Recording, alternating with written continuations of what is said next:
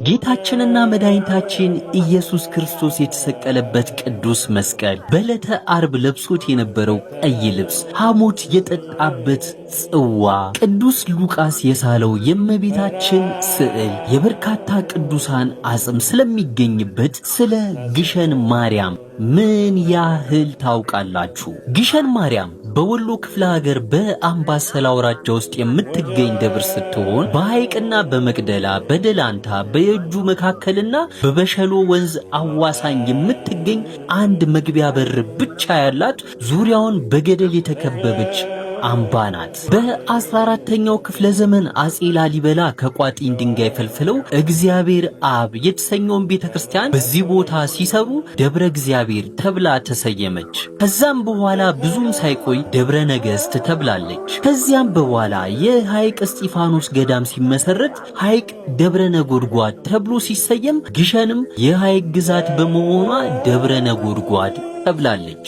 በ14ኛው መቶ ክፍለ ዘመን ላይ በአጼ ዘርዓ ያዕቆብ ዘመነ መንግስት የክርስቶስ ግማደ መስቀል ግሸን ገብቶ ሲቀመጥ ደብረ ከርቤ ተብላ ተሰየመች። በዚህ ጊዜ የነበረው የቤተ ክርስቲያኑ አስተዳዳሪ መምህር እስራኤል ዘደብረ ከርቤ ይባልም ነበር። በመጨረሻም ከደብረ ከርቤ ግሸን ማርያም የሚል ስያሜ ያገኘች። አጼ ዘርዓ ያዕቆብ ግማደ መስቀሉን ይዘው እየገሰገሱ ስለመጡ በግዕዙ ገሰ ወይም በአማርኛው ገሰገሰ የሚለው ቃል ለቦታው ስያሜ ምክንያት እንደሆነም ይነገራል። ከዛም በዘመናት ሂደት ገስ የሚለው የግዕዝ ቃል ግሸን ወደሚለው ስያሜ እንደተለወጠና አካባቢው በዚህ ስም እንደታወቀ የታሪክ ድርሳናት ይገልጣሉ።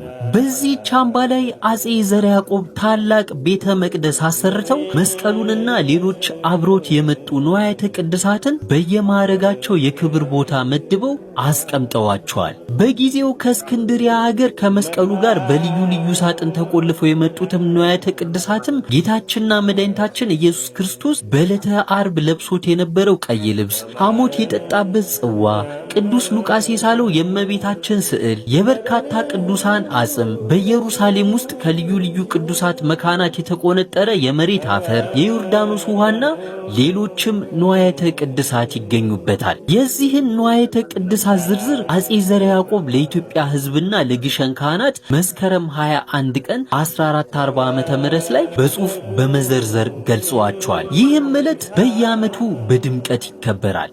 አጼ ዘርዓ ያዕቆብ በዚህ ብቻ ሳይወሰኑ እሌኒ የተሰኘችውን ንግሥት በእመቤታችን ማርያም ስም ቤተ መቅደስ እንድትሰራ አዘው ንግሥቲቱም የእመቤታችን ማርያም ቤተ ክርስቲያንን ከእግዚአብሔር አብ ቤተ ክርስቲያን አጠገብ አሳንጻ ጥር 21 ቀን ቅዳሴ ቤቱ ተከበረ።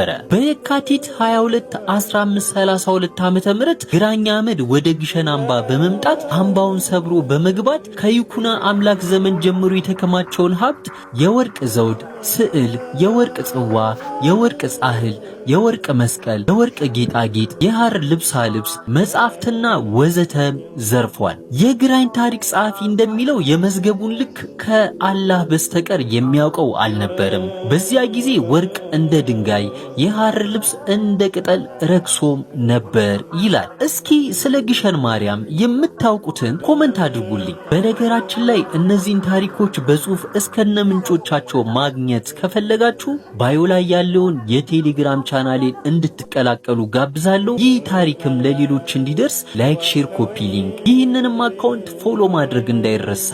ይመቻችሁ።